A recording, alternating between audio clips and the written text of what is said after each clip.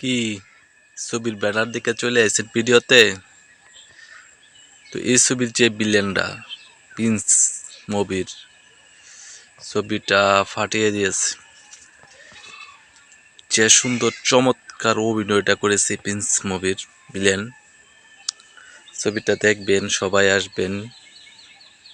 সেই মুভি করেছে Prince movie. তবে এই ঈদে অনেকগুলা ছবি মুক্তি পাবে, তারতে বেস্ট প্রিন্স মুভিটা এগিয়ে থাকবে। এবার 100 কোটির বাজেট, 100 কোটি ছাড়িয়ে যাবে। তো সকলে দেখতে আসবেন প্রিন্স মুভি। আর যে ভিলেনটা আছে সেটা